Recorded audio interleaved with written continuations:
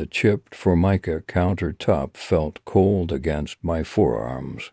Liam slammed his hand on the table, rattling the mismatched plates. "You're holding me back, Mom. You want me to stay a nobody forever?" His words hung in the air, sharp and stinging, like the smell of burnt toast. "Always pinching pennies," he muttered, picking at a loose thread on his worn jeans. "I need to make my own way, without you constantly breathing down my neck." I looked at him, this young man I'd raised, fed, clothed, loved. The resentment in his eyes was a cold splash of water to the face. "I work hard, Liam," I said, my voice trembling slightly. "Everything I do is for you." He scoffed, a harsh, dismissive sound. "Yeah, right. Working at that diner isn't exactly setting the world on fire." He stood up abruptly, pushing his chair back with a screech that made me flinch. "I'm meeting Julian and Eleanor. They understand ambition." He paused in the doorway, looking back with an almost pitying expression. "You wouldn't." The door slammed shut, the sound echoing the hollow ache in my chest. I stood there for a long time, the silence broken only by the hum of the refrigerator. His words replayed in my mind, each syllable a tiny barb digging deeper. He thought I was holding him back, that I was cheap. All I'd ever done was try to provide for him, to give him a good life. I worked double shifts at the diner, my feet aching, my back screaming, just so he could have new clothes, the latest phone. He didn't understand sacrifice. He didn't understand the weight of responsibility. I ran my hand over the slightly faded floral wallpaper, a remnant of happier times. We used to sit at this kitchen table, Liam and I, talking about his dreams. He wanted to be a lawyer, then a pilot, then an entrepreneur. Each week a new aspiration, each one fueled by the fire of youthful ambition. I always encouraged him, telling him he could achieve anything he set his mind to. I'd even started putting aside a little money each month, hoping to help him with college someday. It wasn't much, but every penny was a testament to my love, my belief in his potential. Now, looking around the small, worn kitchen, I felt a wave of exhaustion wash over me. The faded wallpaper, the chipped countertop, the mismatched plates, they were all symbols of my struggle, my constant effort to make ends meet. And for what? To be accused of holding him back, to be called cheap. I walked over to the window and looked out at the street. The setting sun cast long shadows across the neighborhood, painting the familiar houses in hues of orange and purple. It was a beautiful evening, the kind of evening we used to enjoy together, sitting on the porch swing, talking about our day. Now there was only a gnawing emptiness, a sense of betrayal that cut deeper than any insult. But as I stood there, watching the last rays of sunlight fade away, a flicker of something else began to stir within me. It wasn't anger, not yet. It was something colder, harder, a quiet resolve. He wanted to make his own way. Fine. He wanted to be free from me. Fine. But he wouldn't do it with my hard-earned money. He wouldn't use me as a stepping stone to his grand ambitions. He would learn the value of $1, the weight of responsibility. He would learn what it truly meant to be on his own. I turned away from the window, the last vestiges of the sunset replaced by the dim glow of the kitchen light. I had a plan forming, a seed of an idea taking root in the fertile ground of my resentment. He thought I was cheap. He thought I was holding him back. He had no idea what I was capable of. He had no idea about the quiet strength that simmered beneath the surface, the strength born of years of sacrifice, of unwavering love turned to cold, hard determination. He thought he knew me. He was wrong. I picked up the phone and dialed Eleanor's number. Her voice, bright and cheerful, grated on my nerves. "Eleanor, dear," I said, my voice carefully neutral, "could you tell Julian and Liam that dinner is at my place tomorrow night? I'm making pot roast, Liam's favorite." There was a pause, a slight hesitation. "Sure, Mrs. Quincy," Eleanor said. "That sounds lovely." I hung up the phone, a faint smile playing on my lips. Lovely, yes, it would be lovely indeed.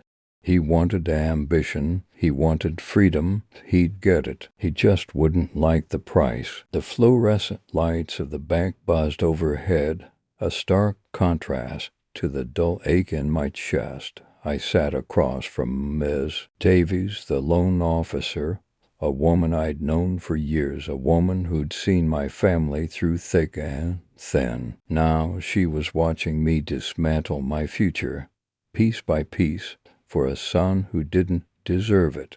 "I understand this is a difficult decision, Mr. Quincy," she said gently, pushing the paperwork across the polished desk. "Are you absolutely sure you want to proceed with this second mortgage?" "I am," I replied, my voice barely a whisper. The words felt like stones in my throat. Eleanor and Julian's wedding was just around the corner, and Liam, my son, had needed the money for his tuition. He'd promised, sworn on everything, that this was his last semester, his final push before he could start contributing, start easing the burden on the family. "He needs this," I explained to Ms. Davies, trying to convince myself as much as her. "It's his future." She nodded, her expression a mixture of sympathy and concern. "Just be sure he understands the sacrifice you're making, Mr. Quincy." Her words echoed the anxiety swirling in my own mind. Had I made the right decision? Was I being foolish to trusting? I pushed the thought away. Liam was my son. I had to believe in him. Signing the final document felt like signing away a part of myself. The weight of the house, the years of memories within its walls, now felt heavier than ever. It was more than bricks and mortar.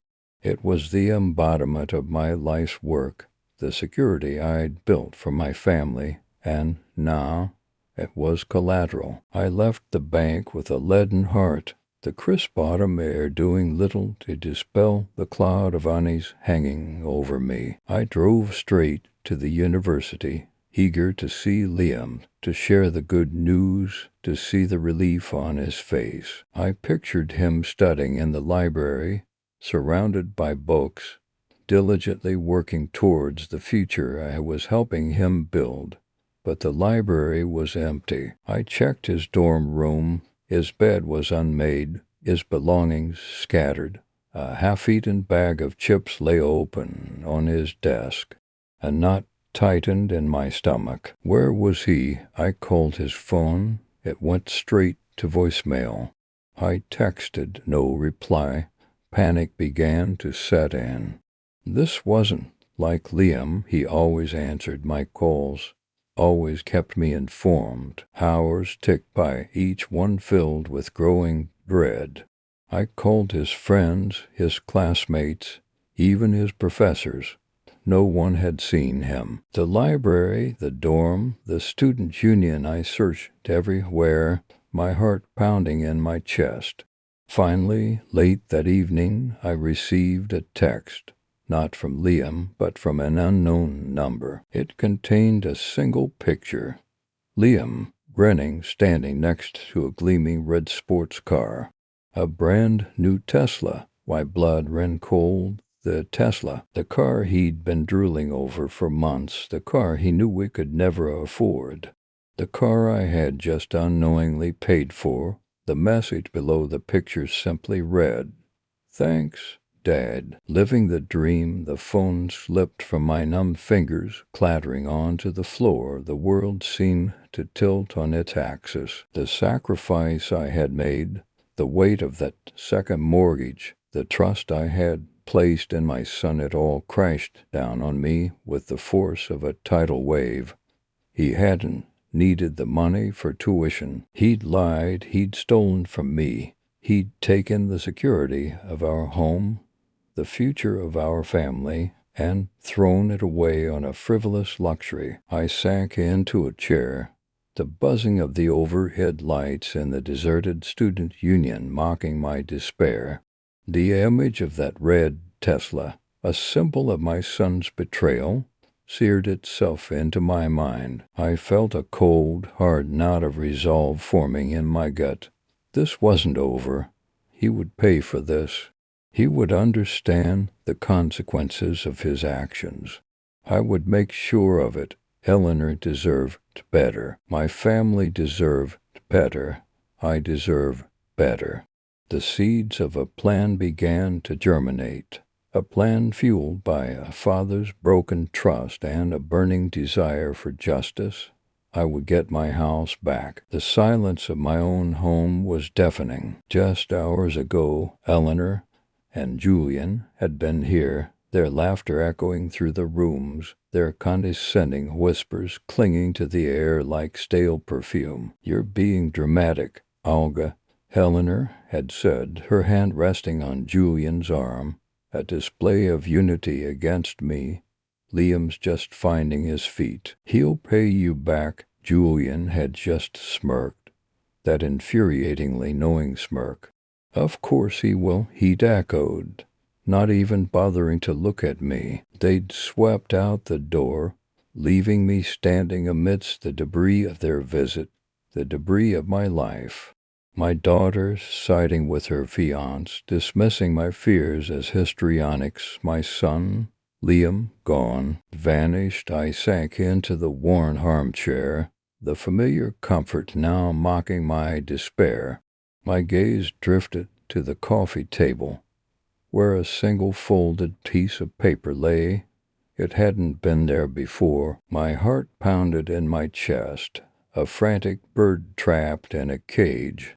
I knew instinctively what it was. With trembling hands, I unfolded the paper. To words scrawled in Liam's handwriting, stabbed at my eyes, "Gone. Thanks, just thanks." No explanation, no apology, no promise to return, just thanks. For what? For crippling myself financially to give him a fresh start, for mortgaging the house, the only home he'd ever known, so he could chase his dreams. This scrap of paper was the final blow, the confirmation of my utter foolishness. I stood up, the room swaying around me, the walls closing in. The silence, once deafening, was now filled with the roar of my own blood rushing in my ears. I walked, almost blindly, to the kitchen, the cool tile a shock against my bare feet. I poured myself a glass of water, my hand shaking so violently that half of it splashed onto the counter. I stared at the mess, at the overflowing sink, at the pile of unopened mail that represented the mounting pressure of bills I could no longer pay. This house, the one thing I had clung to, the one thing I had fought to keep, was gone. It was just a matter of time. I went to the window, looking out at the quiet street, at the houses with their neatly trimmed lawns and their flickering porch lights, signs of lives untouched by the kind of betrayal I was experiencing. The sun was setting, casting long shadows across the yard. I watched as a young boy rode his bicycle down the sidewalk, his laughter echoing in the twilight air. It was a sound that felt both familiar and impossibly distant. Liam had ridden his bike down this same street countless times. He had laughed that same carefree laugh. Where had that boy gone? I closed my eyes, willing the tears to stay back. I couldn't afford to break down. Not now. I needed to think. I needed to plan.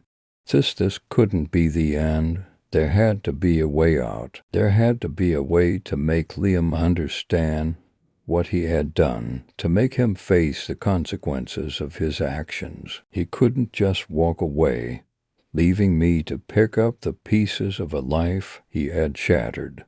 I opened my eyes, the last rays of the setting sun painting the sky in hues of orange and purple. A strange calm settled over me, a quiet resolve replacing the panic and despair. I walked back to the living room, picking up the note Liam had left. I stared at those 2 words, letting their coldness seep into me, fueling a growing ember of anger. Gone. Thanks. He thought it was that simple.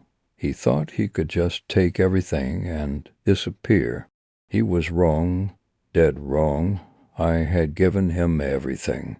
I had sacrificed everything. And now it was time for him to understand the true cost of his betrayal. I went to the desk, pulling out the folder containing the mortgage documents, the bank statements, the proof of everything I had lost. These were my weapons now, and I would use them. I spent the next few hours poring over the documents, the numbers blurring before my eyes. But amidst the chaos, a plan began to form. A vague outline, a flicker of hope in the darkness. I knew Liam. I knew his weaknesses, his vulnerabilities, and I knew how to use them against him. He thought he was free. He thought he had escaped.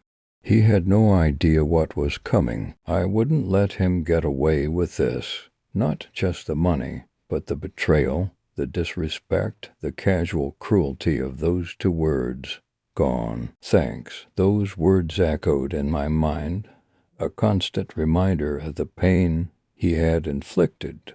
But those words were also a promise that this wasn't over, a promise that I would get my revenge, and when I did, it would be a dish served cold. He might be gone now, but he wouldn't be gone for long. I would find him. And when I did, he would wish he had never taken what was mine. He would wish he had never left that note. He would wish he had never heard the name Olga Quincy again. Rain lashed against the grimy windows of Liam's old apartment building. The landlord, a stout man with a permanent frown etched onto his face, fumbled with the keys. "Number 7. Yeah," he grunted, pushing the door open. "He's gone, you know." I knew. How long? I asked, my voice barely a whisper. Cleared out weeks ago. Left no forwarding address. The little he trailed off, shaking his head. Owed me 2 months' rent. 2. He shot me a look as if I were somehow responsible. "I'm his father," I said, more to myself than him. "Not that it matters much these days." The landlord just shrugged and lumbered off down the hallway, leaving me standing in the doorway. The apartment was small, even smaller than I remembered. The air was thick with the smell of stale cigarettes and something vaguely sweet, like forgotten fruit rotting in a bowl. Liam never smoked. I stepped inside, careful not to disturb the thin layer of dust that coated everything. Boxes littered the floor, most of them empty, their contents long gone. A few tattered posters clung precariously to the peeling wallpaper, remnants of a life I thought I knew. I picked up a framed photo from the floor. Liam, as a boy, grinning cap-toothed, at the camera, a baseball clutched in his hand. "You were a good kid, Liam," I whispered, my throat tightening. What happened? I rummaged through the remaining boxes, hoping to find some clue, some explanation for his disappearance. A crumpled electricity bill, a few takeout menus, a half-empty bag of chips. Nothing. Then, tucked in the corner of a drawer, I found a small, leather-bound notebook. My heart quickened. This might be it. I sat down on the edge of a dusty armchair and flipped it open. The first few pages were filled with doodles and scribbled notes, song lyrics, phone numbers, a grocery list. Then, towards the back, I found a series of entries written in Liam's familiar scrawl. They were dates, followed by numbers. Large numbers. I recognized the amounts. They matched the withdrawals from the account I'd set up for Eleanor's wedding. The account Liam had promised he wouldn't touch. He swore he needed it for a business venture. I muttered, the words tasting like cash in my mouth. A sure thing. He'd pay it back double. The lie hung in the air, heavy and suffocating. I flipped through the rest of the notebook, my hands trembling. There were more entries, more withdrawals. The dates spanned weeks leading up to his disappearance. He hadn't used the money for a business. He'd spent it, blown it. On what? I didn't know. And now he was gone, vanished without a trace. The landlord's words echoed in my ears. Owed me 2 months' rent, 2 months. That meant Liam had been gone since just after Eleanor's wedding. The wedding I had mortgaged the house to pay for. The wedding Liam had promised to help with. A wave of nausea washed over me. I closed my eyes, trying to steady myself. The image of Eleanor's radiant face, her hand clasped in Julian's, flashed before my eyes. She had looked so happy, so oblivious. I had protected her from the truth, shielded her from the financial strain, but at what cost? I had sacrificed everything for her happiness, and Liam had thrown it all away. I stood up, my legs unsteady, and walked over to the window. The rain had stopped, and a sliver of sunlight peeked through the clouds, illuminating the grimy cityscape. I looked down at the street below, watching the people hurrying by, their lives seemingly untouched by the storm that raged within me. They didn't know. They didn't know the weight of betrayal, the crushing burden of a broken promise. Suddenly, a flicker of movement caught my eye. A sleek, black car pulled up across the street, a Tesla, a brand new Tesla, and stepping out of the driver's seat, dressed in a crisp new suit, was Liam. He laughed, a carefree, almost mocking laugh, as he locked the car and headed into a trendy-looking cafe. My blood ran cold. He hadn't used the money for a business. He hadn't even needed it. He'd wanted it. He'd taken it, stolen it, and used it to buy himself a new life. A life without me, a life built on my sacrifice. The anger, a slow burn for weeks, now flared into a raging inferno. I didn't know how, not yet, but I would get it back. Every penny, and he would pay dearly. This wasn't over, not by a long shot. The afternoon sun cast long shadows across my living room floor, a stark contrast to the darkness settling in my heart. Liam's careless words, "You wouldn't understand my needs," echoed in the silence. I sat amidst the wreckage of what was once his room, now just boxes filled with the remnants of his childhood and something else. I hadn't intended to pry, but the mortgage papers felt like a lead weight in my bag, a constant reminder of the sacrifice I had made, a sacrifice he had so readily dismissed. I began sifting through the contents, old toys, school books, clothes he'd outgrown long ago. Then, tucked away in a dusty shoebox, I found a stack of letters, not the kind you'd expect a young man to keep. These were addressed to him from various friends, spanning years. I hesitated. Was this crossing a line? What's the harm? I muttered to myself, my hand already reaching for the top letter. The first few were mundane birthday greetings, invitations to parties, casual chatter, but as I delved deeper, a pattern began to emerge. They spoke of ambitions, plans for the future, a yearning for independence. My mother just doesn't get it. One read. Another mentioned a golden opportunity that required capital. If I can just get my hands on some money, my heart pounded in my chest. This can't be, I whispered, flipping through the letters, each one adding another piece to a puzzle I never wanted to solve. They talked about starting a business, about needing a large sum to get it off the ground. She'd never understand. Another letter echoed. She'd just say I'm being reckless.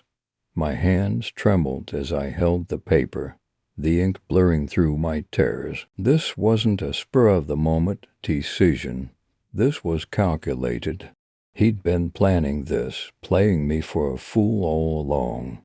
He knew, I said aloud, the words catching in my throat. He knew I would do anything for him. He knew about the mortgage. Had he been waiting for this?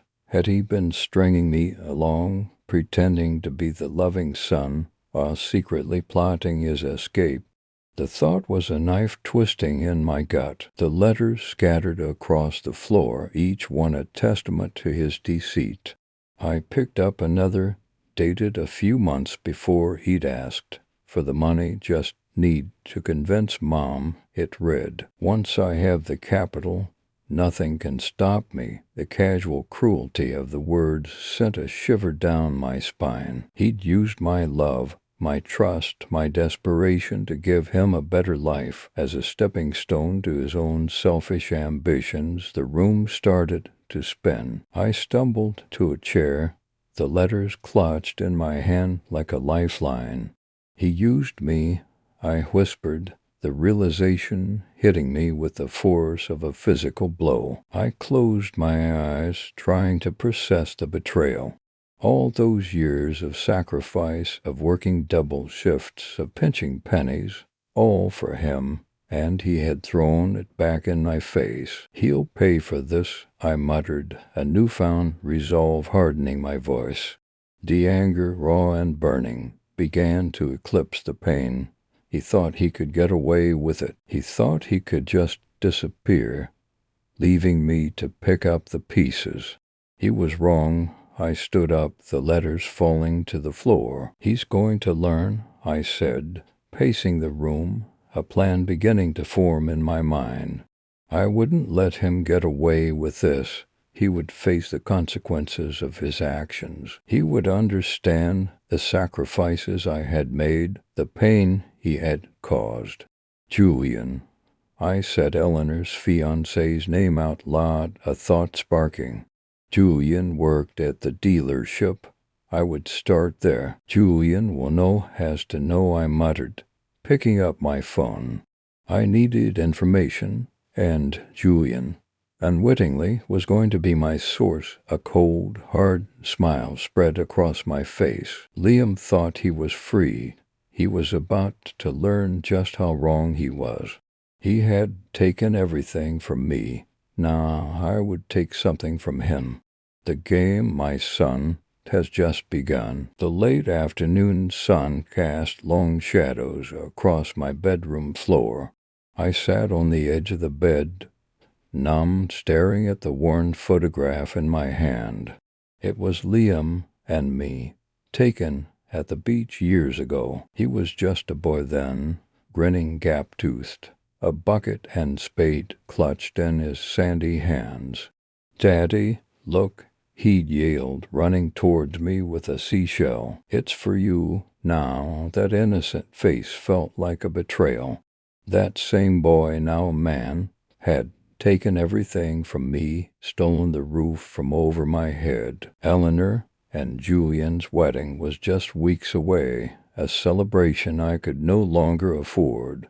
"I can't believe he'd do this," I whispered to the empty room, the words catching in my throat. The house, the one constant in our lives, the one thing I had worked so hard to provide, was gone because of him, mortgaged, then emptied. The bank's letters lay cold and heavy on my bedside table, a constant reminder of Liam's deceit. He hadn't just taken the money. He'd taken my security, my peace of mind, my future. I ran a trembling hand over the photograph, the smooth surface a stark contrast to the rough edges of my grief. Eleanor had called earlier, her voice brimming with excitement about the wedding. Dad, she'd said, Julian found the perfect band. You'll love them. How could I tell her? How could I explain that her brother, the one she adored, had jeopardized her happiness? The image of Liam as a child, so full of life and promise, blurred with terrors.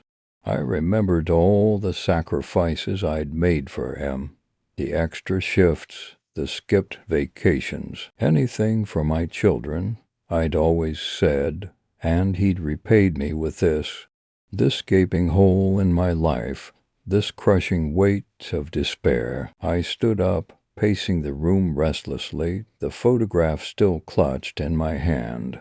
The lawyer's words echoed in my ears, Mr. Quincy. He'd said, I'm afraid there's little we can do. The money is gone, just like Liam. He'd vanished without a trace, leaving me to pick up the pieces.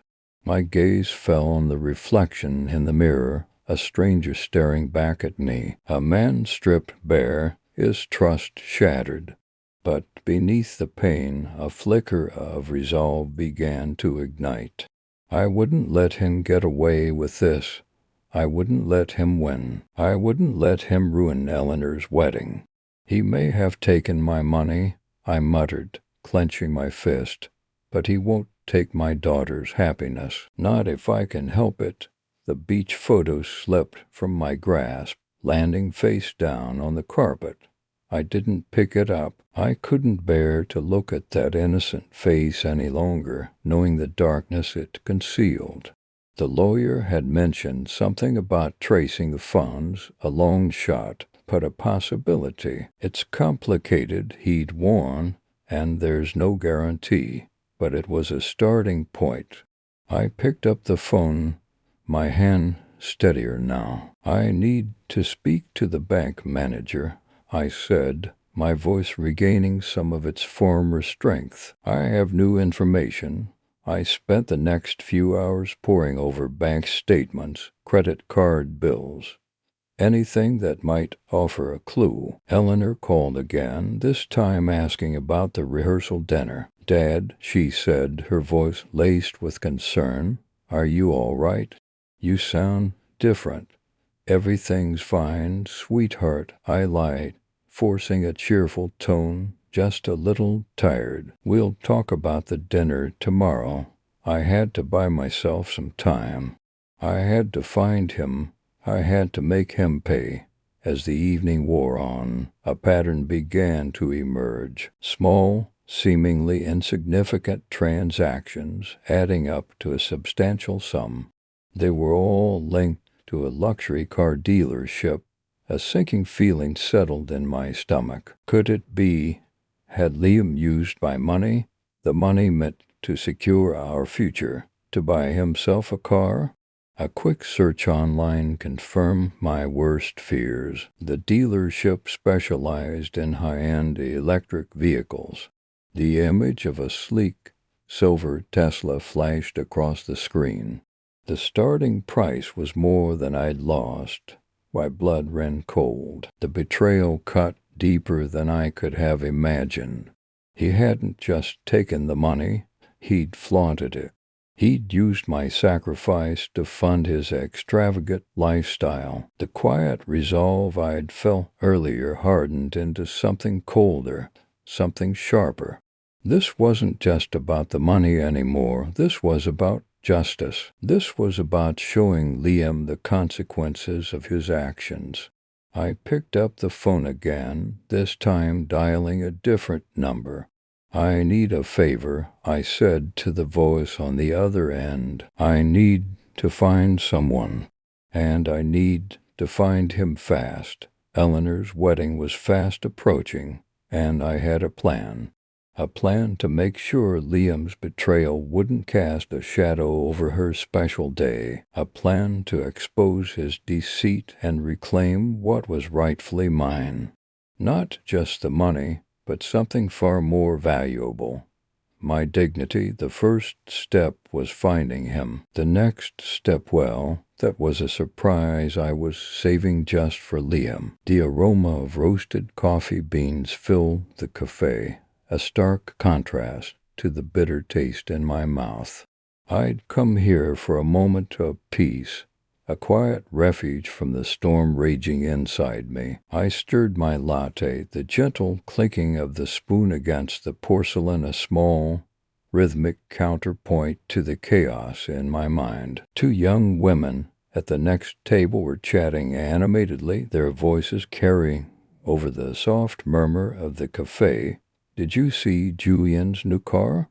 one of them asked. My ears perked up. Julian, Eleanor's fiancé, my Eleanor, the same Eleanor who, along with her fiancé, had dismissed my concerns about their hasty wedding plans, claiming I was out of touch and trying to control her life. They had even gone so far as to suggest I shouldn't attend the wedding at all if I couldn't be supportive. No way. He finally got it, the other woman replied. That Tesla, gorgeous.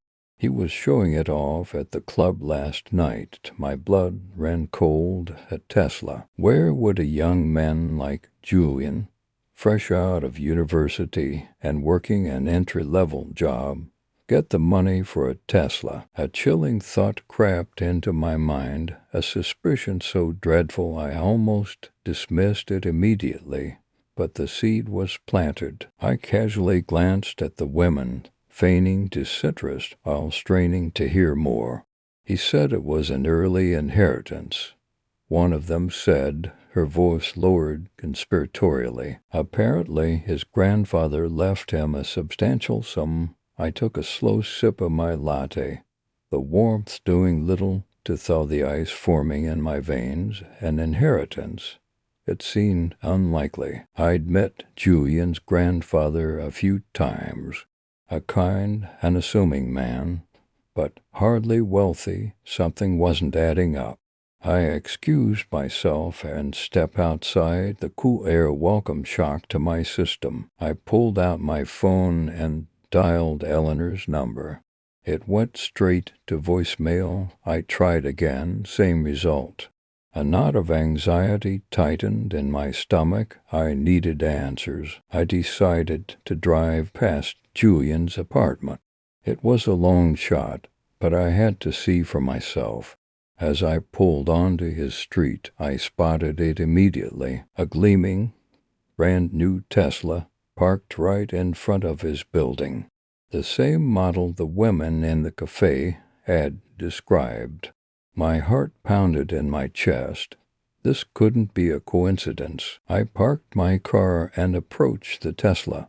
My legs feeling heavy, I peered inside. The interior was pristine, the leather seats still smelling new. On the dashboard, I noticed a small frame photograph.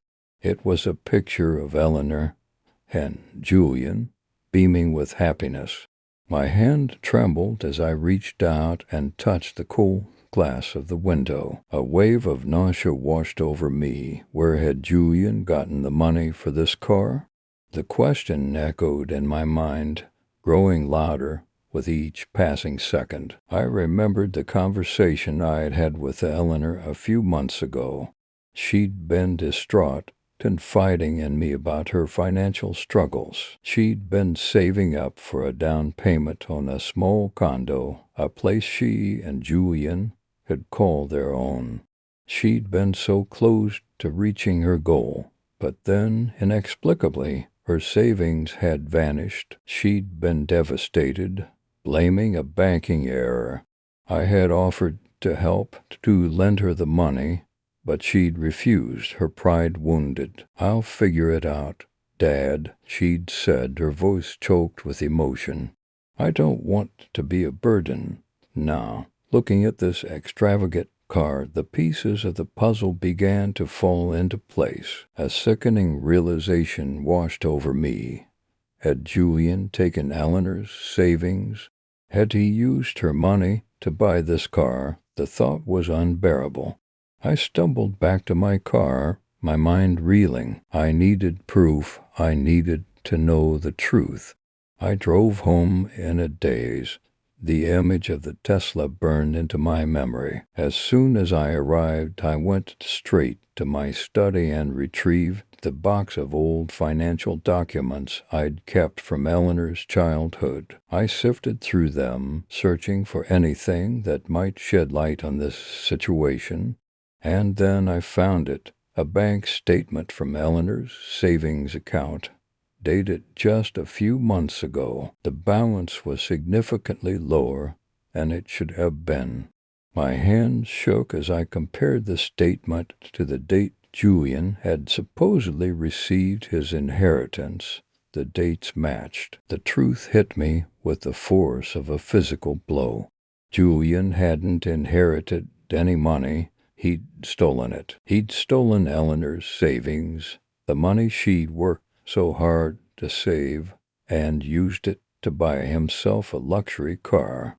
My daughter, my sweet, trusting Eleanor, had been betrayed by the man she loved, and I, her father, had been powerless to protect her.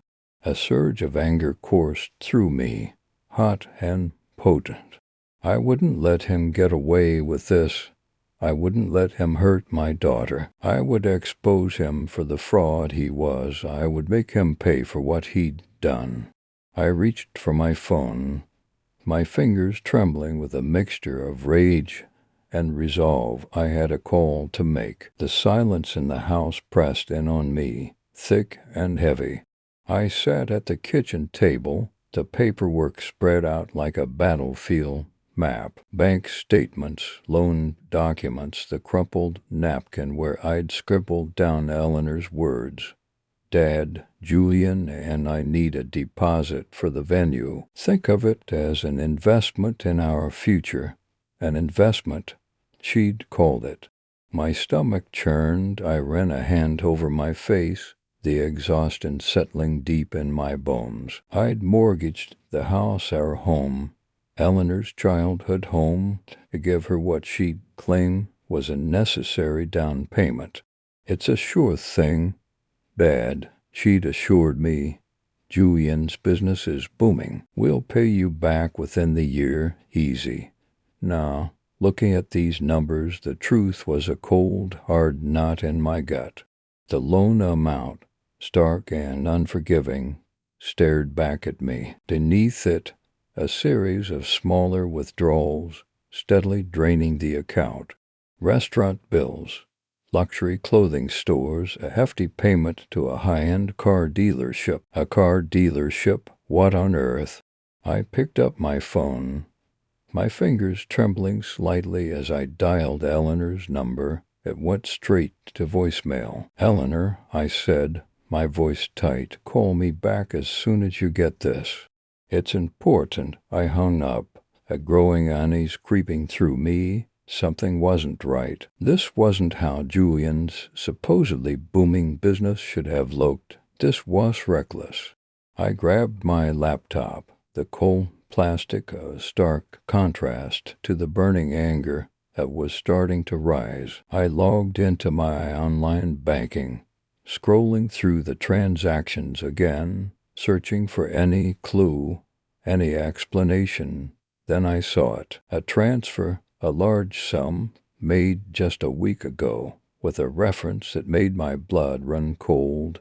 Tesla Model X down payment. A Tesla, a down payment. My mind raced, trying to reconcile this with the image I had of Julian, the struggling entrepreneur, the man who'd promised to take care of my daughter, the man who'd looked me in the eye and sworn he'd return every penny, the man who, along with my own daughter, had assured me this was an investment.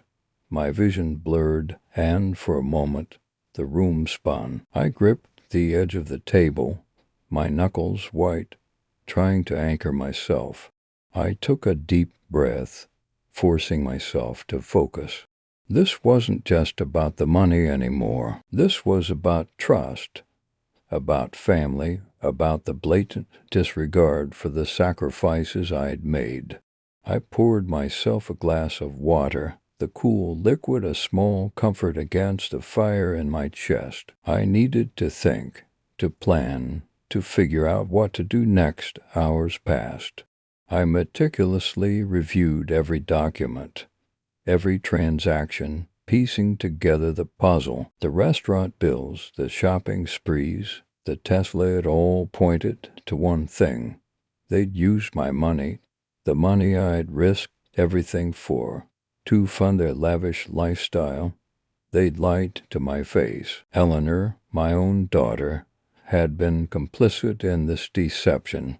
The thought stung, sharp and painful, a betrayal that cut deeper than any financial loss. The house felt colder now, emptier. I looked around at the familiar furniture, the photographs on the walls, memories of happier times, of family dinners and birthday celebrations. Now those memories felt tainted, shadowed by the knowledge of their deceit. I picked up a framed photo of Eleanor, her smiling face radiating youthful optimism. "How could you?" I whispered, my voice thick with emotion. "How could you do this to me?" But even as the pain washed over me, a new feeling began to surface. Resolve. I wouldn't let them get away with this. I wouldn't let them ruin my life, my future. They'd taken everything I had, but they hadn't taken my spirit, my determination. I would find a way to make them pay. I would get my revenge. And it would be a dish best served cold as the fear in their eyes when they realized they'd underestimated me. They had no idea what was coming. They thought they'd gotten away with it, enjoyed their ill-gotten gains. They were wrong, dead wrong. Christmas was just around the corner, and I had a very special gift in mind, a gift they wouldn't soon forget.